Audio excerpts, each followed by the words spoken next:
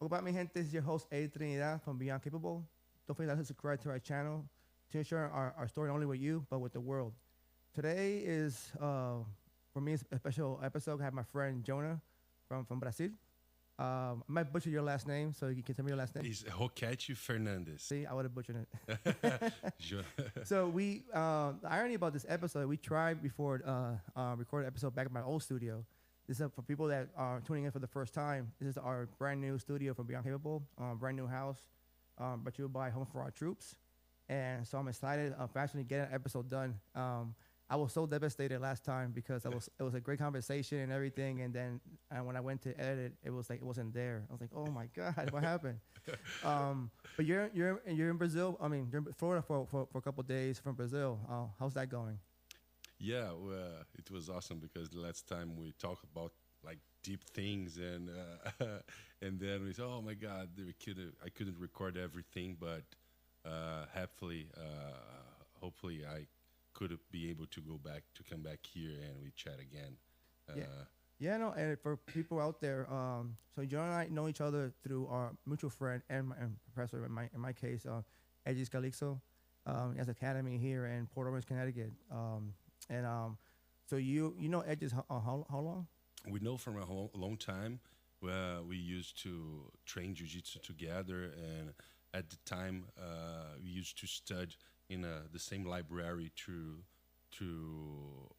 at the time Regis was studying to be a judge. In Brazil is like a public context, really difficult public context. And me, I was studying to be I don't know if you have this entity here, but it's like a marshal. It's like the police force, but the top of the career that you study and you go directly to that position. Oh, wow. You know, it's like to run other police officers and as much as you similar what you have in the military. You study for be an officer, and there's difference to be like a regular soldier or sergeant. Yeah. So it's like the top of their career. Yeah, we have enlisted, then we have the officers, kind of like they run like the bigger troops. Yeah, exactly. Okay. So at the time we used to study together and train together, and then our friendship.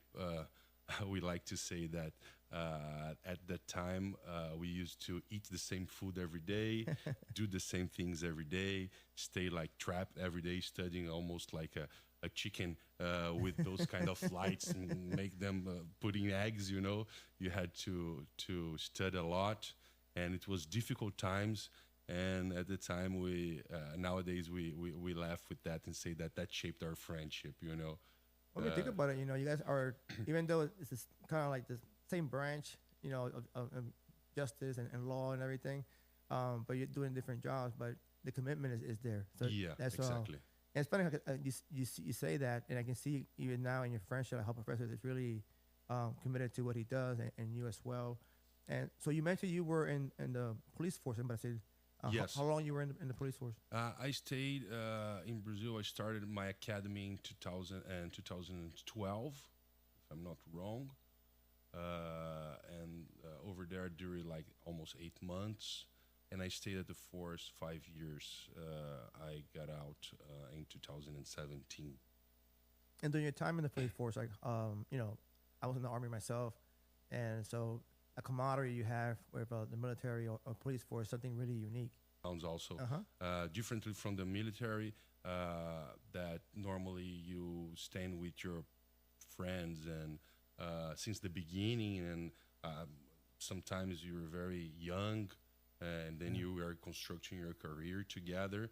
The police is a little bit different because you have people from a lot of areas of the human knowledge. You know, sometimes people is from the law school, others are from architects, and there's a lot of careers.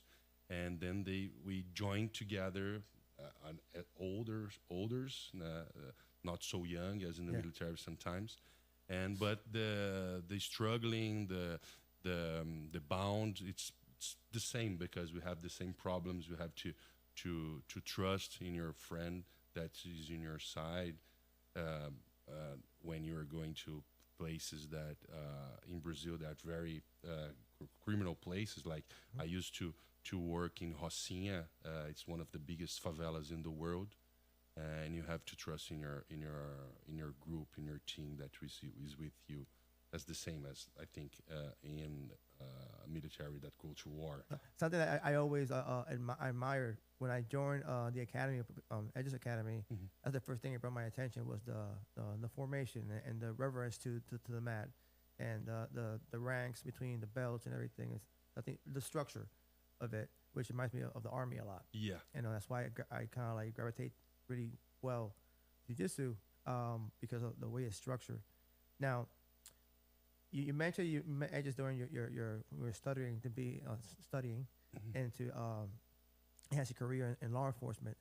Now, you know, in social media we see a lot of things about how Brazil is going, and but you being in law enforcement in Brazil and firsthand, like how was it the time you serving over there? Oh man, it was my dream. I always, people on my academy used to laugh because they discovered a story about me when I was a kid that when I was like 2 years old, I stopped. I don't know how to say in English. In Portuguese. A chupeta. You know the sucker, like we call it the bowl with chupeta. Chupeta. I said to my mother that I would change. I would stop chupando chupeta. If I won, if I could won a Rambo clothing and the target that he used to hear the red thing on his neck, on his forehead. So at the time my grandmother she costurou. She costurou. She sewed. Yeah, she sewed like for me like a shorts and a camouflage clothing and the band, and my mother bought me like a machine gun, like a toy machine gun. And I stopped like using the chupeta, you know. It's a good deal. Since I was a kid, and the guy says, "Oh, Rambo is here. Rambo is in the police." So it was my dream, and I think if I didn't leave the things that I lived, I probably won't be happy, you know. Unfortunately, differently for what you have here in the U.S., when a soldier, a police officer got injured in Brazil, he struggles a lot, you know. I have friends and people that I know that was shot, that like fall off for the helicopters, or they had like problems like that people need to do like they have to help each other, you know. Every police officers help him with money to make them like be able to do physiotherapies, because the government almost abandon you, you know. They don't have resources, or they do the bad choices with the research that they have. Wow. It's sad to hear that, because, you know, and you talk to any police officer from any country, they're proud of being a police officer. Yeah. They like to uphold the law. I mean, that's why I become a police officer, you know. It's not a certain person, a certain female to be that a cop, or be a soldier, or be putting yourself kind of a shield in the community for people that are in need, you know. And here, you know, like you said, if a service member or a firefighter, they get injured, they have benefits or resources to help them. Yeah. Sometimes even to go back in the force afterwards. So you're telling me over there, if you get injured, that's it. That's it. That's it. That's it. It's from. I used to say that for people ask me a lot why you decided to go out of the force. You know, first of all, because I had cancer, and the cancer itself helped me to develop something in my mind that changed that feeling that only police officers, that only members of the military understand, that the serve. I want to serve people. Yeah. I want to give my life for the people, you know, something that nobody understands except us, you know. I agree. And when we are on the top of a favela or in the middle of somewhere in the jungle or in the middle of the ocean serving, you don't think about that. You don't think about dying. You think about doing your job and get your job done the best way and without your friends getting killed and without innocent people getting killed. So after cancer, I started to see my life differently, because looking in perspective, what the government gives to the police, it is my life worth a lot. And I always think about myself like if I was killed in action, there would be like a very beautiful, like we see in films, Big ceremony, the coffin memorials, and the ceremony and the honor and your friends over there with you, doing your own, celebrating everything you did in life. But I never thought about my family. I never imagined my family over there. It was something like, how to say that, something, I don't even know even the word in Portuguese now, a selfish. It's a selfish view. And when I got cancer, and all my family was like seeing the death, my death, near, more like tangible. I say, oh my God, I never thought about their feelings. I never thought about how they would react with my death. Yeah. And that changed me a lot. And I start to think, man, this government doesn't deserve my life. Okay. Because I had some experience with other friends that were shot in action or had some problems that they were not able to live their lives as they were, and the government did nothing. Wow. For example, I did almost 6 months doing chemotherapy. I had to go every month to a facility that was very, very far away from my place. I had to take like 1 hour and a half, almost 2 hours traffic on Rio de Janeiro to show myself to the government, continue paying me for what I deserved, for what I had rights. This is during while you're doing your chemo and all that process. But before we go into that, you mentioned, I want to go back to something you said that for me really important. Mm-hmm. You mentioned that you said you were being selfish. Yeah. Right. Some people will say that you're being selfless because you're putting yourself above a higher cause. But I kind of agree with you too. I because when I was in the army, I volunteered to go to Iraq. I didn't think about how my mom would feel if I passed away, or my parents, or whoever who at that time was close to me. But I think when you're that kind of person, it's something you're born with. Like I don't think that you can become you're having that kind of heart, having that kind of mentality is something that who you are is in your DNA.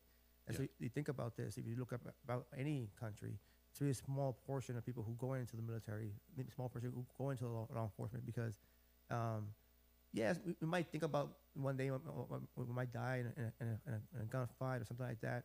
But it's something that we think about all the time. We're thinking about the higher cause of like upholding the law or upholding freedom and being a soldier. So sometimes we get distracted. Yeah, it's good. good. Distracted from like who we are and people who are around us, But now before we go, so not going too much of a trail, how do you found out you had cancer? Because something we discuss all the time, but yeah, no, it's awesome because I like to say about Regis in this moment because Regis is our professor in common. Our friend and professor, and I used to say that he saved my life through jiu-jitsu because when I met him at the library when we were studying, I had stopped jiu-jitsu at the time. Okay. I was studying. I did a few years of Krav Maga at the time. It was nice, but I started to like have some doubts about the real use of Krav Maga in streets, and I never had that doubt about jiu-jitsu, And then I just said, oh man, you have to go back to train, man. look your size, man. You're going to go to the force. You have to be training. You have to be training. And I think I don't know anyone as enthusiastic as Regis to somebody know jiu-jitsu and start to doing jiu-jitsu. So he's a star when the subject is influencing somebody to do jiu-jitsu. And then I said, okay, I'll go back. I will go back. And then I discovered at that time that my first professors was very friends of him. Oh, wow. Because Regis is a 6th degree black belt. Uh-huh. At the time, I was a blue belt, and I had taken my blue belt with friends of him. And said, "Oh man, you used to train with Saddam, with Maurinho Necessian. So they are my friends. They started jiu-jitsu with me." And say, "Oh man, so I will go back. We're friends in common." And then what happened? It's during my a lot of years after that, I took like a knee on my groin, training. And normally, when something happened, you stop a little bit and now you take a breath and then go back to train. Sometimes you stopped, but it hurted a lot at the time. And I could not go back to train that day, and then my ball started to grow a lot. The doctors were the doctor that I looked at the time. He was in doubt if there's something about the injury itself, or and he said, "Oh no, that's gonna be better. You didn't had any problems. Instead of that, take that pill, do that with like hot water. You do like a sitting bath for a few days, and that's gonna heal." And the problem was that I had the testicular cancer. It's really sneaky, you know. Probably everybody knows the cyclist, the new. Lance. Oh, Lance. Lance Armstrong. We're both wrong. Yeah, Lance Armstrong. Yes, Lance. I think it's Lance, isn't it? Yeah. Yep, Lance Armstrong. Okay. We're both wrong. Yeah, we are almost right. I was wrong. So it's the same cancer. I had the same cancer. I had the same cancer as him. And at the time, what Lance Armstrong tried to show people, I don't know if you remember, everybody used that Live Strong. The Live Strong bracelet. Yep. And that was something that to show people in the world that cancer in men's are really, really, really common, and it's very, very common. Or in Brazil, that wristband came as something like static things. It doesn't came to Brazil to show the importance of the testicular cancer being known by all the population, that things happen to men a lot. Yeah. It came as something aesthetic. Oh, this is beautiful. It is something that you're helping the cancer. Didn't show the importance of men knowing that they had to go to doctors and do some exams to avoid that. Because you know how men are, how we are. We're really prideful, and especially when it comes to our genitals, it's something that we're not really open about it, because just the ego. And how old were you when you got that? I was 30. I was 30 for 11 years ago. Okay. 10 years ago. Yeah. I was 29. 11 years ago. Oh, you were young. Yeah, we're young. Normally, that's the age. It's between 15 to 40 at most. Oh, wow. At most. So people that young have testicular cancer. And the curious thing is that at the time, as men, we see, oh my God, it's something with the penis or the balls, something that every man say, oh my God, that anger, why that's happening to me. I was ignorant because I didn't know. I thought that could go to the penis itself, that I had to cut something, because we don't know. No, you don't know. And actually, the testicular cancer, when he advances, he goes to the lungs and the brain. Wow. Sorry, it goes to the belly. Some places in belly. then lungs, and then the brain. Wow. I had a few things on my belly, so that's why I had a chemo more strong. And Lance, for example, Lance Armstrong, at the time, he discovered he had like problems in his brain, so Wow. he had to make surgeries to get off his brain first, and then he had chemos. So he was more advanced than I had. When you found out diagnosis, do you remember what stage of cancer was it? Yeah, man, I remember the scene. It was when the doctor said that I had a cancer. It was as a flashbang go inside of the room. When he said cancer, boom, that sound, Yeah. that silence. I couldn't see anything. At least he talked a lot about the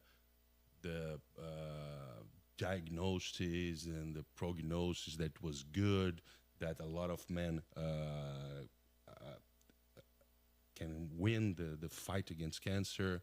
And at the time, I don't remember anything. I mean, I don't blame It you. was it was like a flashbang. It's Yeah. it's a good way to put it in.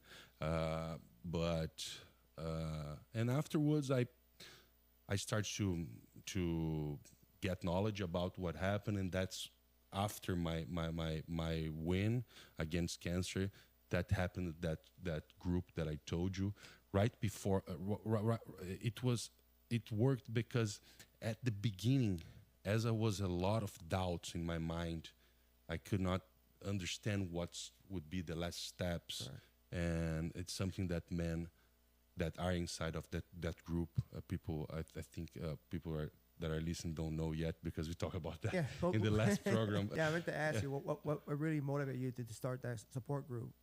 It was on a case, man. It was not something that I pre understood. Some of my nurses, they liked me a lot at the time the time that I was making my treatment, and I think that they thought that as I was always positive during my treatment, they once they call me and say, Jonas, I have a guy here that he looks like you, and he's a police officer too. He's from the federal police. He's in this situation. Would you mind talking to him? Because he's very anxious and stuff. And then we made like a video call, and I talked to him like more than in 1 hour. I talked to him, and I prepared him to what was was coming to him, and that started like a energy. That after that, she talked. There was another guy that I talked to at the same thing, and then we started a group in WhatsApp. In a group in WhatsApp, nowadays there are more than 100 Wow. guys that had testicular cancer, and it's always growing. It's always growing because they know about it in Facebook, and they come in the group, and then the group now has like life by their own. You know, sometimes for example, I'm here in US for more than 15 days. I looked just a few times because people that are struggling, they are communicating, they are giving tips, they are for the new ones, you know. So the group is like live. That's awesome. Maybe they don't need me anymore, you know. I mean, I wouldn't say that. But sometimes I organize things that sometimes has some no, problems, it's but good to delegate. You know, Yeah. It's good to delegate. But let me ask you something. It's good because I know being how you work, I understand. I'm the same way. I love to help people. Mhm. But when you're going through your situation, who helped you? My family helped me a lot. That's an awesome question. My family helped me a lot. My mother was always right with me.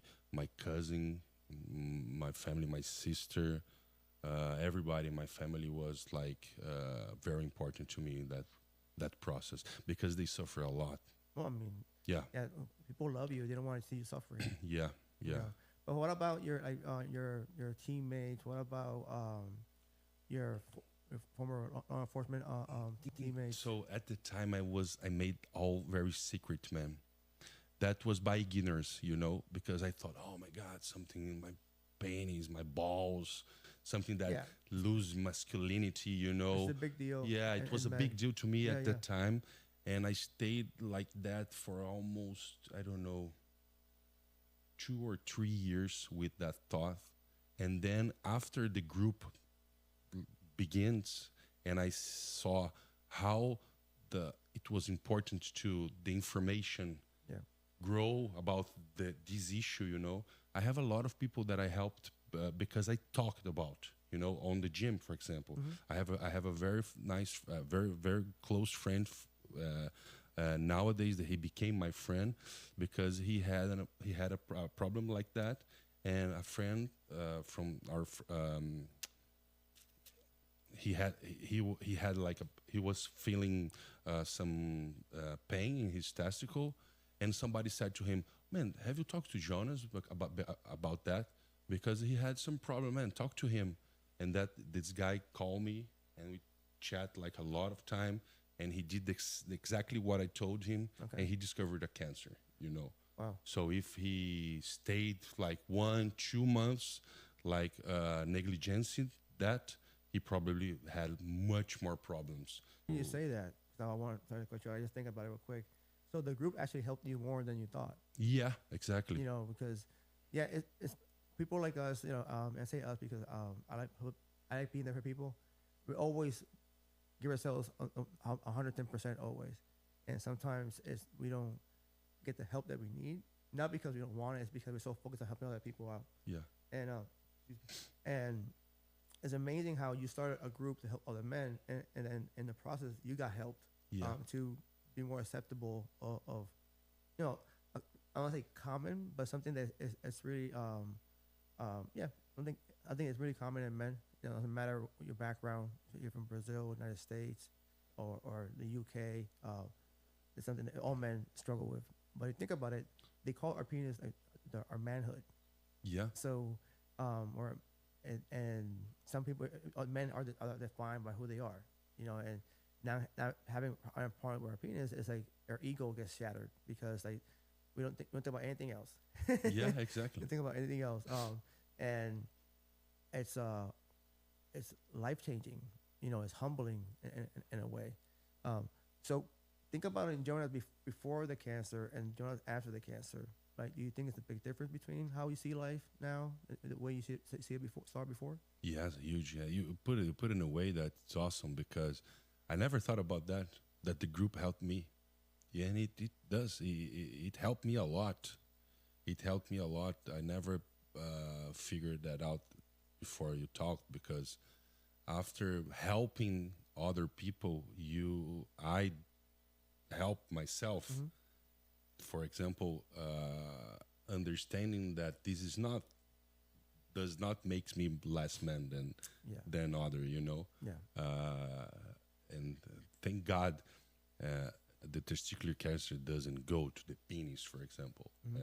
As a side effect. Let's say this point. Let's say, so the metastasis goes through other organs and doesn't affect the penis itself. But as men, we used to think like that. And that's also, I never thought about it. And man, the difference between Jonas before cancer and after the cancer, it's huge. I think I have a calendar thing that I do all year. I think I have a week program that the week that I was considered cured, and it's at the end of August, and all the time, all year, I spend the time writing what I did, writing the differences, writing something that, and thinking about, meditating about the things that I thought at that time that was good for me. For example, I stopped doing a lot of things that I used to do. Most principal things about eating better, Of course, sometimes we have that moments that we want to eat some candies and some groceries, some kind of that, but not as common as, not as regularly as I used to do. I used to eat a lot of quantities sometimes, So you're a big dude. Yeah, I'm a big dude. Yeah, but I always, all the time, there's a new guy on the group. I like to send him a very nice documentary about a guy known. His name is David Servan Schreiber, I think it's his last name. He was a neurosurgeon guy. He used to do some tests in I don't remember the name of the university that he used to work, and they were testing some things at the time, and they were needing people to make scans of their brains, Okay. and they're paying. They used to pay a fee to people that like semen guys or people who takes off the blood, It's like a clinical trial. Yeah, like a clinical trial. Pay for So that, they used to pay people to go there and make a scan from their brains, and they study things. And once the people that was scheduled didn't appear, and he said, "Oh, no problem, I will go. We don't lose the time of the machinery." And then when they scanned their brain, he saw like a big tumor in his brain, and that changed his life. And what this guy, they said that he had like almost 6 months to live because of the size and the characteristics. And he started to study a lot other ways to combat cancer differently than chemotherapy. Oh, So he, as a doctor, he studied all the other ways to stop the growth. And there's a lot of nice things that he gives us tips yeah, to things that you have to stop eating, stop drinking, and it's very nice. It's a very nice documentary called The C Word. Okay. The C from cancer, the C Word. It's awesome. It's awesome. So Okay. all the time a guy comes into the group, I advise to watch this documentary because it's mind blowing. Don't you think is I was thinking while you're talking, human beings in general, not men or women. Sometimes we have to have a critical event in our lives to appreciate life much in a higher level. And sometimes, as I say for myself, when I came back from the war, I had injuries. I got shot over there and blown up a few times. But even though I was carrying the everything from the war, I didn't appreciate life until I lost my vision. That's when everything kind of like slowed down for me. Kind of like it humbled me a lot because now I depend on other people. And there are days I would think about, wow, if this wouldn't happen to me, I wouldn't be the man I am today. I wouldn't be as loving and caring. I mean, I wasn't been that person, but when you're distracted with life, and I say from my own experience, you really don't appreciate things until things really hit the fan. Yeah. With you, I mentioned before, I asked before, the Jona it used to be. Do you see yourself a big difference between now and then how you appreciate life more? For sure, 100%. I think all the time that the life gives you a slap in the face that wakes you up and say, "Man, look the smelling, how things smell better, and how it's good to see and to feel, to be able to walk." You really, after those kind of struggling moments, and that's why I think it's important to make this mark on my schedule, because as life goes back on track and the routine working things, and you have to do like the shifting thing, you have to work, and sometimes you have some time to think about it. If you don't mark that, maybe life starts to be like normal again, Yeah. It's always good to remember what we suffer, remember that like dark moments to receive again that I think it's divine for something like you and me and a lot of other people that suffer in life. I think it's for good, if you open your eye to see the good part, it's something divine. It's something energetically, or God, or it's something giving you the opportunity to cheer this life better.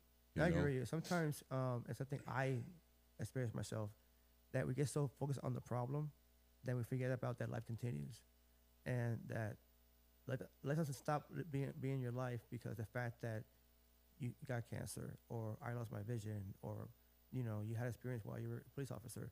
Life always continues, and sometimes it's hard. I'm saying it's easy. Of course it's hard going to any kind of traumatic event, physically or mentally. The things that I can only speak for myself is that I spent so much time dwelling on the bad and the why, or why it's happened to me, or instead of how I want to continue living now. And it took me. I'll turn 45 in a month and a half, and it took me almost like 20-something years to realize that life happens and things happen, and yes, you have to take a moment to process it and grieve, because you're a human. We have feelings. Yeah. I'm not gonna say here, right?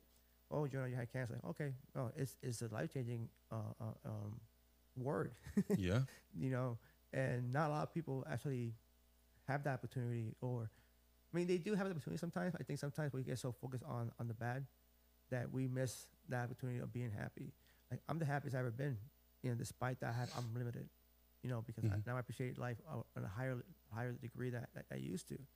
I think when you don't have any problems, you don't think about life, or you're not going into any situation, you don't think about how much people love you, or how valuable you can be. You just focus on your mission, and it's all that matters at the moment.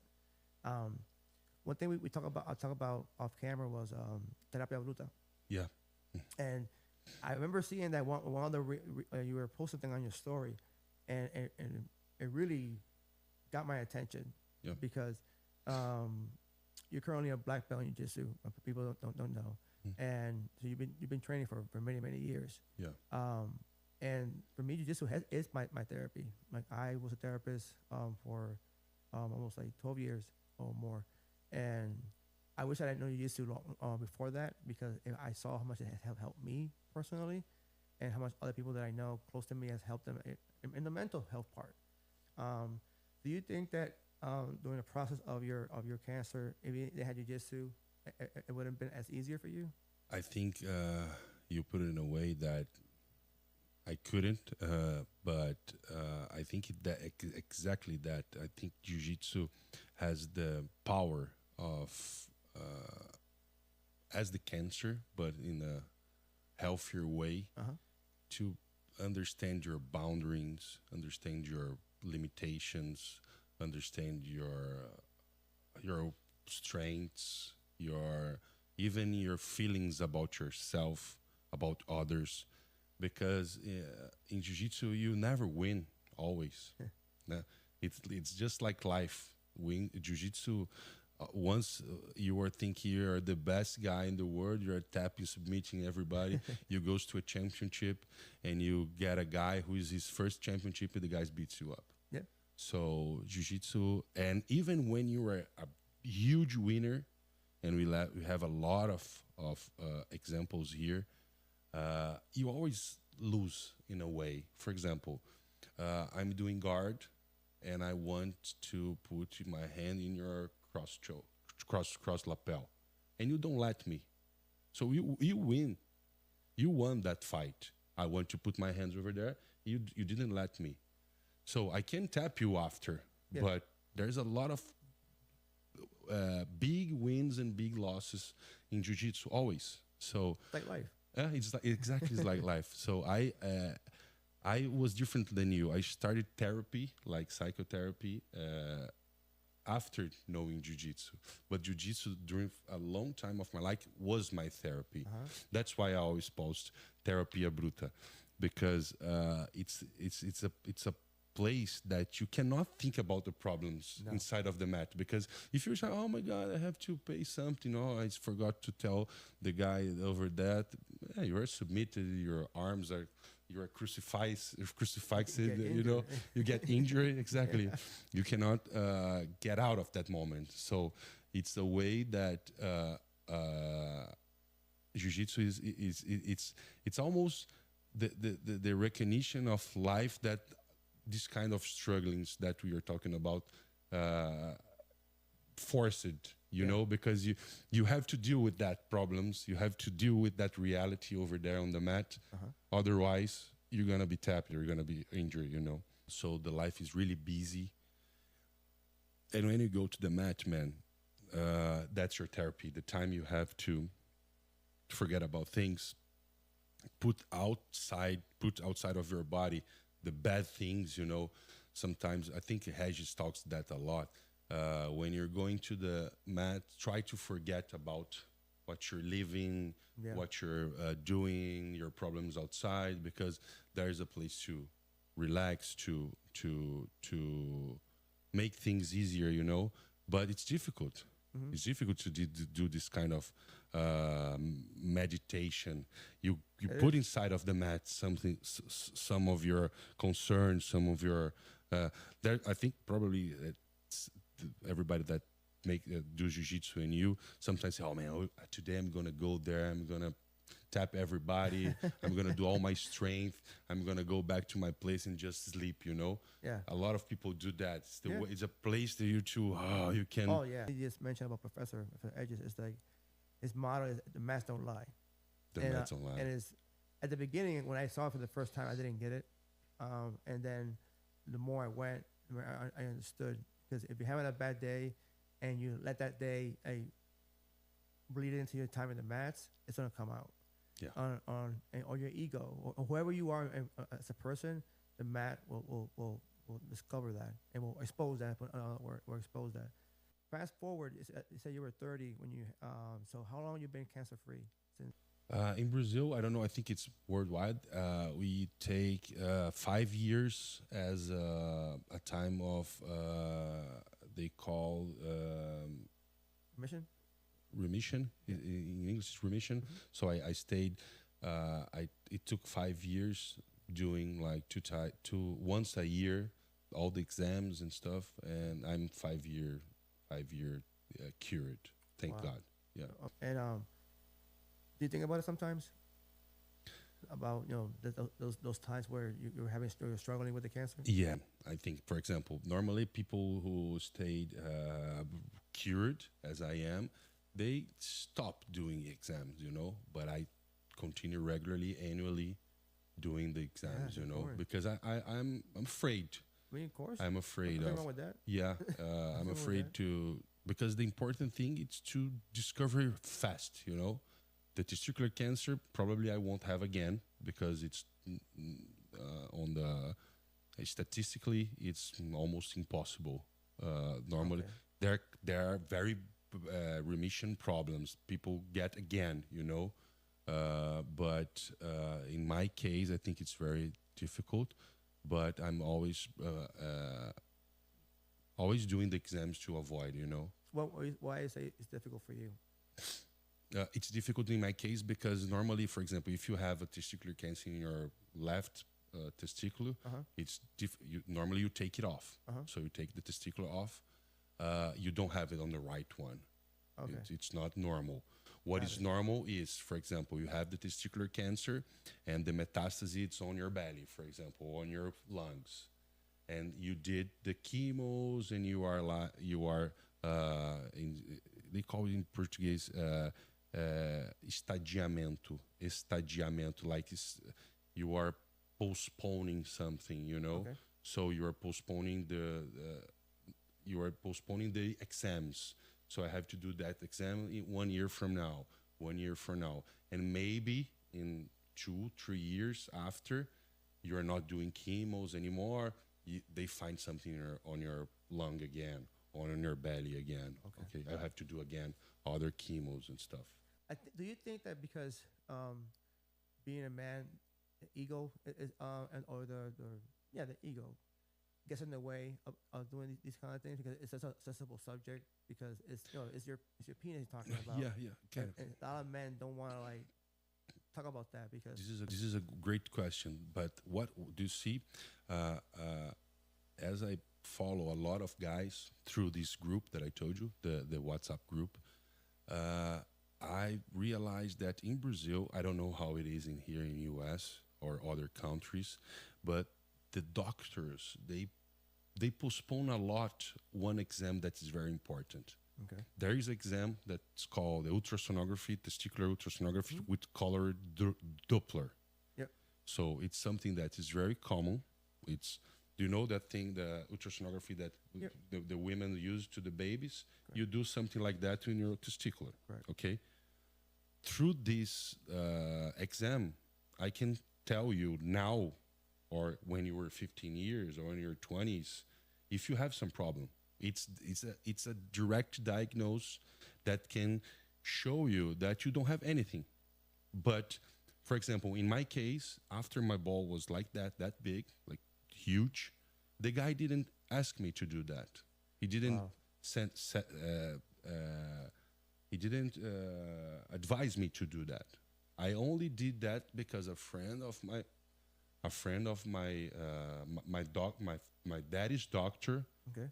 Ask him, does Jonas did this ultrasonography? Oh. And my father said no. Oh no, he has to do now. After he did, man, I was directly to the surgery. Wow. So the first doctor missed the Yes. cancer because he didn't want to do a thorough examination. He missed. He thought that it was the hitting, the when I took the hit. Yeah. That growth of my testicle was because of that. Oh my God. Only because of that. It was like inchado. How to say that? Inchado, yeah. Inchado is swollen. Swollen, yeah. Yeah. So he thought about that was the problem. He didn't send me to do this exam, you know. So at the time when I was hit, I was training to a special course from the police. It's a course from police, from the Rio de Janeiro police. And my doctor said, bro, if you finish that course, you'd probably be dead. Wow. Because he said that my cancer, my tumor was really inside of my ball, and we don't feel anything. It's not painful. It's not. There's not effects, not side effects. So what he's told me is probably 2 months from that day that I was hit, 2-3 months, probably I would cough some blood. Wow. Because probably my lungs were like infected too, you know. Wow. And normally that guys who has this kind of testicular cancer that is really inside of the balls, other time the tumor goes out. So you pass your hand or your fingers on your testicle, you feel that. So now the guy goes to a doctor and he realized that he has cancer, you know. Mm-hmm. But when this tumor it's really deep, really inside of the ball, and you don't have any problem or any hit, sometimes the football, Brazilian football, you know, people shoot the ball on your groin, that kind of thing happen, and he goes to a doctor. But when is this kind of like silence one, you only discover when you cough blood. Wow. You think you are having like a tuberculosis, you think you have some like pneumonia, and when you see you have cancer in like 4 degree. You know? So in a way, you think about you just save your life. Of course. People say that a lot, but literally in your case, it did save your life. Yeah. You wouldn't get injured. You wouldn't gotten the... So the guy who kicked me, he's an angel. He's an angel. Yeah. Thank you. No, but it's funny how life works. You know how life works is sometimes under the most odd circumstances in your life, and at the moment we're not thinking that it's a blessing because the pain's involved. Yeah. Then the word cancer comes out. You're not thinking, well, if now that you're more settled and things are kind of calm down, you see the bigger picture of things. And you're like, wow, if that would never happen, then I wouldn't be here. Yeah. You know, and something, you know, that a lot of people who go through any situation, like sometimes we forget, I say we because I put myself in the same boat. We focus on the other stuff in life. And we let our emotions get in the way. We get mad because, you know, we had a career that got short. Or the fact that, you know, you're thinking about Because we're men. Oh my God, my penis doesn't work anymore. How would I have sex? You know, Yeah. And a lot of things that as men, I think, unfortunately, we waste our time thinking about instead of looking at what's actually in front of us. And I think that happens like majority of men that we just focus on the wrong things, and some of us don't have a second chance to kind of like live life the way we should intend it, and these things happen because it make us slow down. Do you think if you didn't have cancer that you were probably gone further in the police Yeah. department? Of course. However, given how violent it is over there, you think you would have survived? I mean, I want to say that we're survived. No, I figure exactly what you think. I know exactly what you're talking about, and I tell that people. I think I tell with that words. If I hadn't had cancer, I probably would be dead now Yeah. because I was really crazy, man.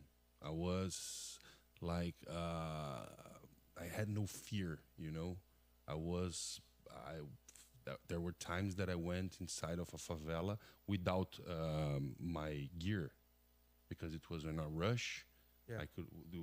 We did time to put our vests, our bulletproof vests, just with pistols. You know, four magazines and a pistol.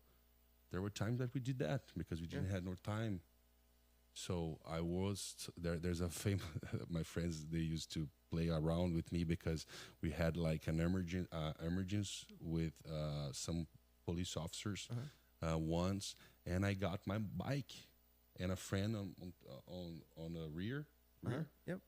with our weapons, and then we went with my bike inside and go to try to save those guys that were in problem, you know. So I think that if I haven't had cancer, I'd probably be dead. Yeah. I'd probably be dead. I think that was God that sent me that and showed me the path, you know, and say, "Though, you think this is going on with you? Do you think it's that you're going to be honorable in your life, honorable, you know?"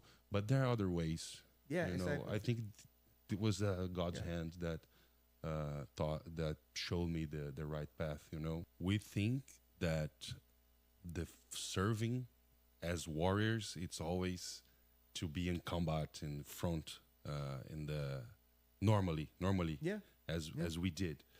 But there is an example of the last. There's a movie from forgot his name now. Tom Cruise.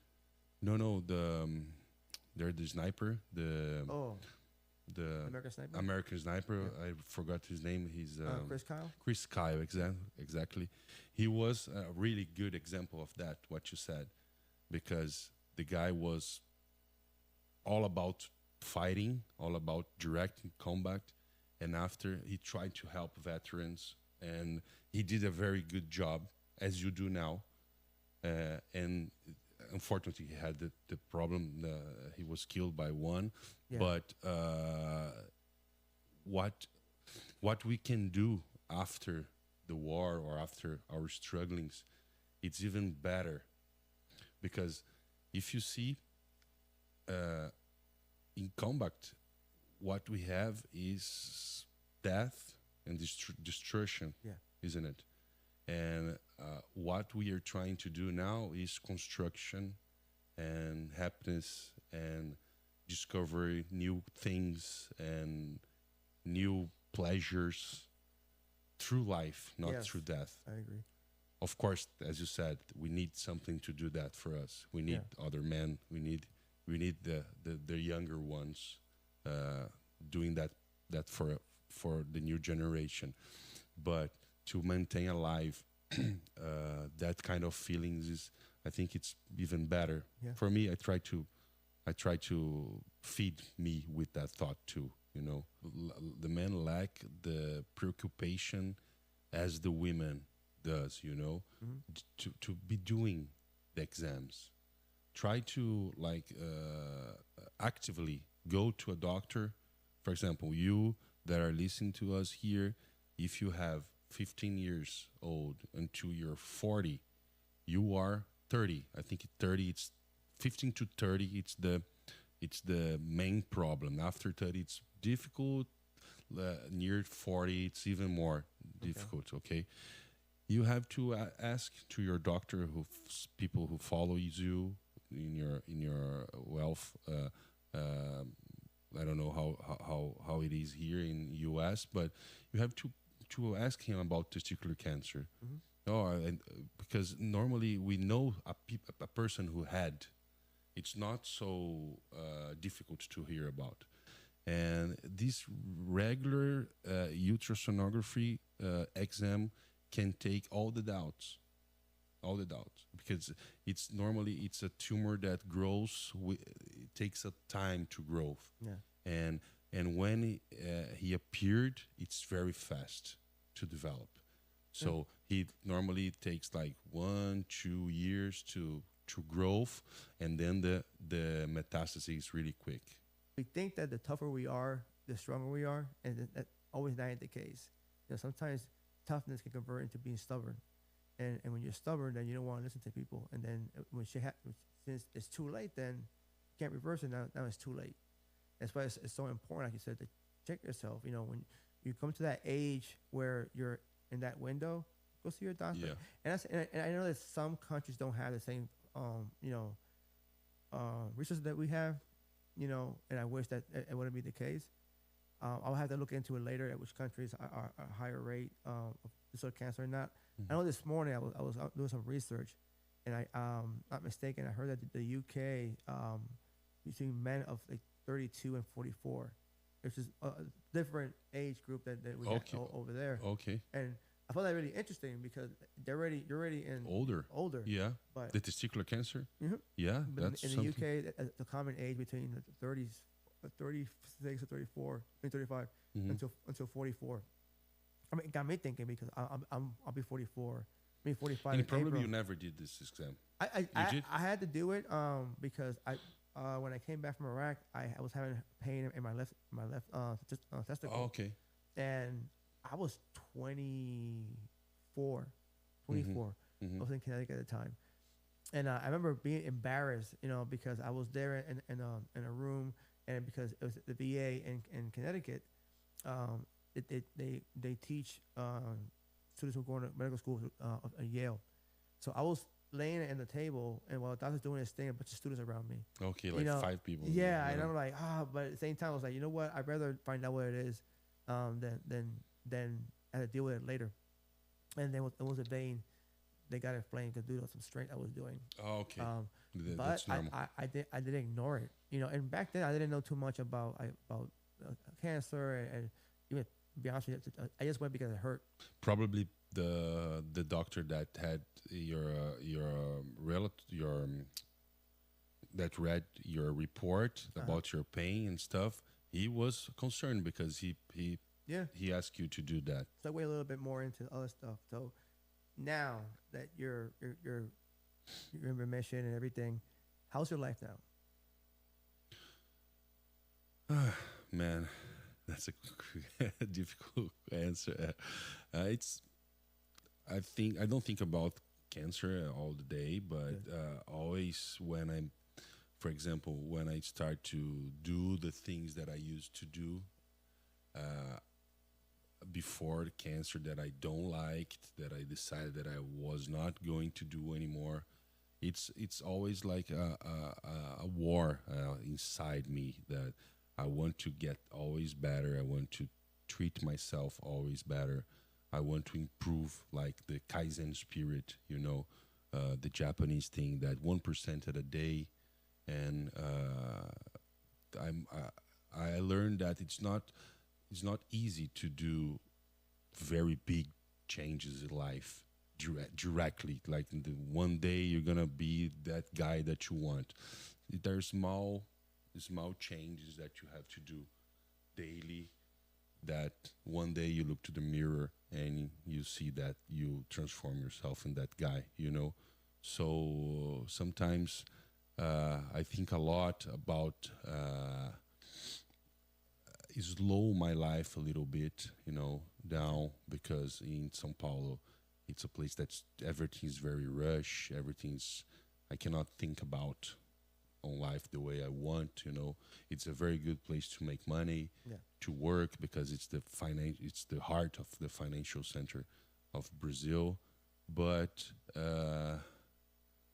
the cancer and the police taught me that that's not the only thing important in life. You know, the life it's being around the people you love. The life, the real good life, it's to do the things that you love in the best way possible, like jiu-jitsu. You know, I always like to, for example, now I'm almost 2 months without training as I want because I had a like hamstring Yeah. hamstring problem. So I'm having I'm the time that I have in São Paulo. I'm trying to fix this injury. You know, it's very annoying that I carry with me since 2023 when I was competing. You know, and I had never fixed it, cured the way that I want. So Okay. now I put that in my mind. Oh, I'm gonna cure this. I'm doing like 3 times a week physiotherapy. You know, I'm taking care of my my health again. So I'm really happy. I'm in this trip here in U.S. I love Florida. I love to see you guys. I love to see the people in the academy, Regis, Matt, you.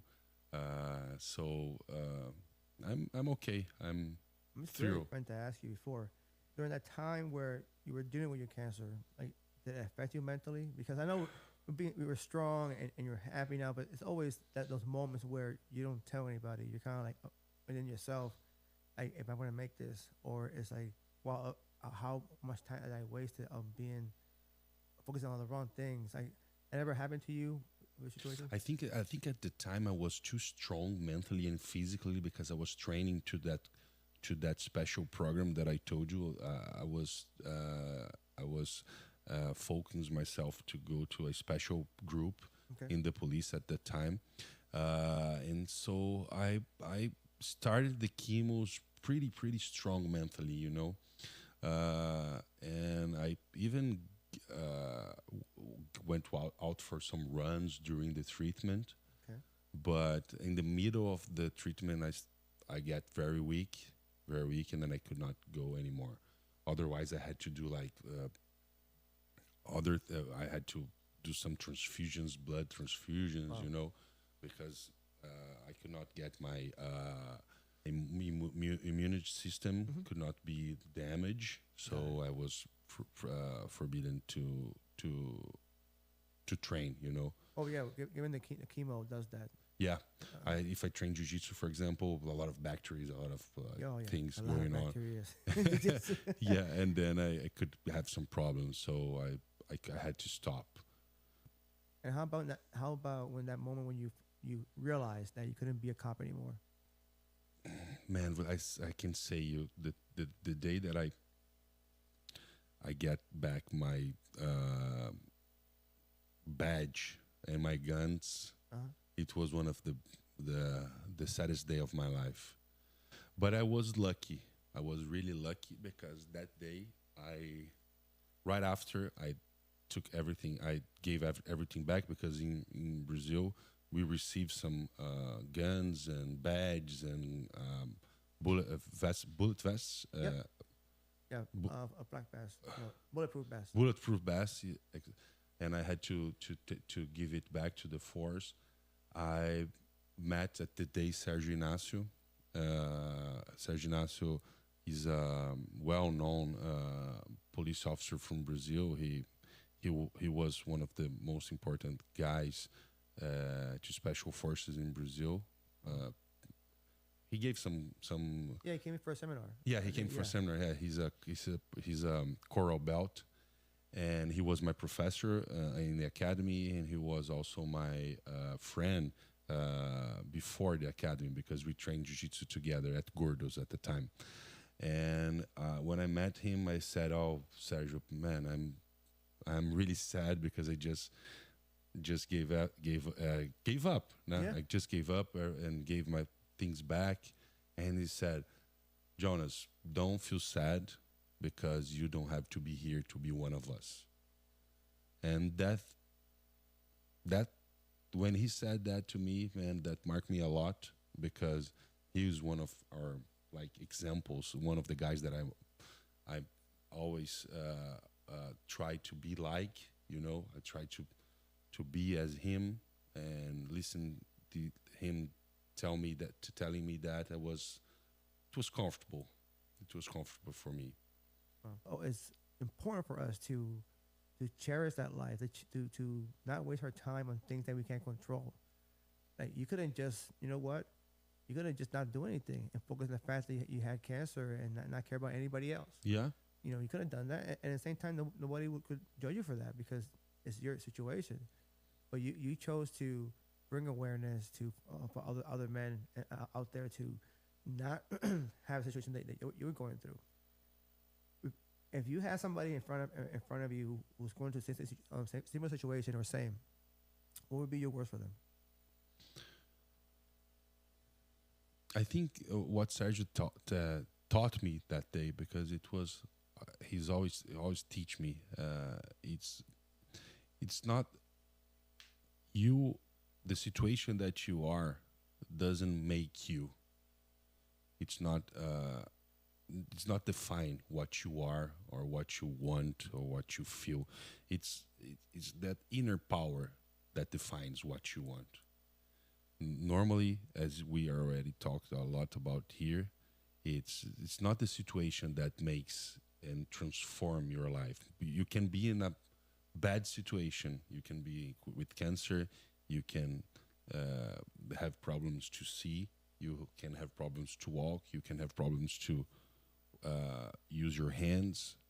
But the way that you see yourself and the way that you can serve, even though with those problems, that makes you.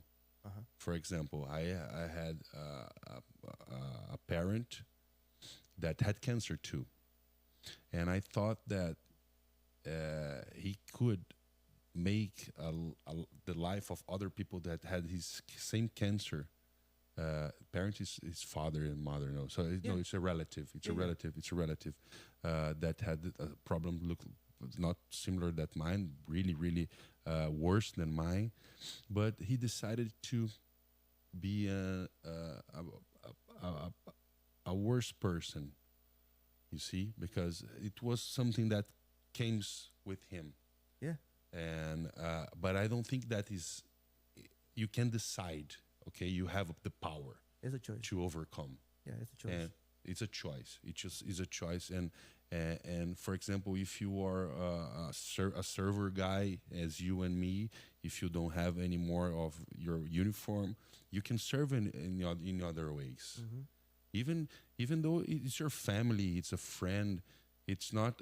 You don't have to conquer the world. No. It's you need to change one universe. Yeah. And this universe can be a universe of one person. Yeah.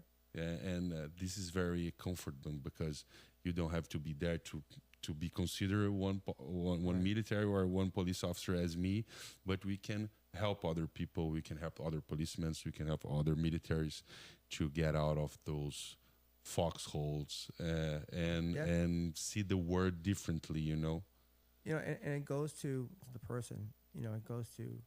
Like you mentioned, like I'm super blessed. I say super blessed because the house that we're in right now, it was donated to me for Homes for Our Troops due to my service in the military, and I couldn't just when I had my accident when I lost my vision, I couldn't just not deal with it and just be petty about myself and feel sorry for myself. But like I mentioned at the beginning of the episode. When you're a warrior or you're somebody who has that mentality, you're born that way. You can't teach that. Can't teach that. You can't really teach that. Having that mentality, that being selfless. People might, and we see it as selfish because sometimes we so focus on the mission in front of us, and we're not thinking about people who are back home waiting for us, mm-hmm. or people who are next to us, or our partners, or our wives, or our husbands. We're just thinking of the greater good. Yeah. And it's not our job to fix the world. It's not. We did our time. We did our effort to it. And at the end of the day, human beings are human beings, and we can't. It's so much we can do to change people, and it's up to them. It's a choice to change. So the world will never become a better place until we all have the same kind of thought, and that's going to be almost impossible. Yeah, exactly. So when saying that, might as well is focus on our own lives and focus on the things that we can enjoy now, because life is too short.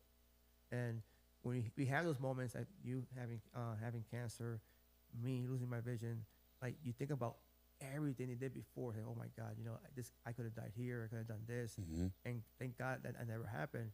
And we forget that all that happened because it shaped who we are today, and we either dwell on it or we take that and make us a better man or a better woman in the future, and be grateful for the fact that we survived all that. We survived it for a reason. We didn't survive that just to not enjoy life, and that's something that a lot of us sometimes take for granted. I had a great time. This time it went well compared to last time. Yeah. I hope that you can record everything. No, I was like, losing. I was like, oh my God. And you already left too. So I was like, I can't have Jona come back.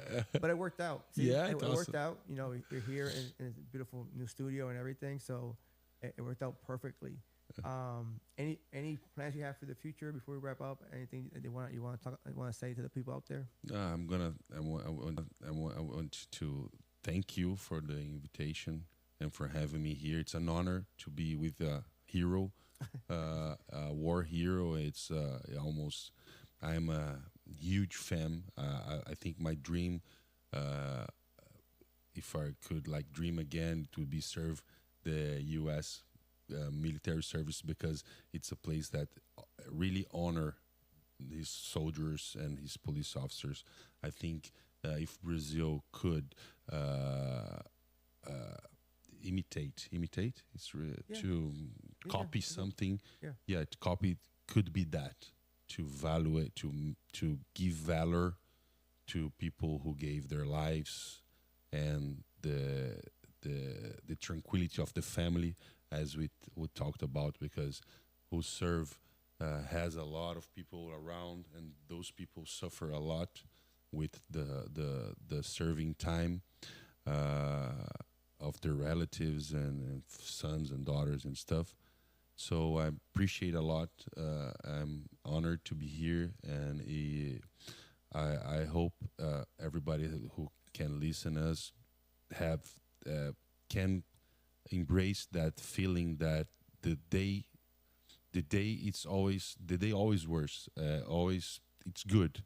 You can change. You can sleep today and tomorrow be a other person. Right. It's always possible to change, and if you can help another soul, even better.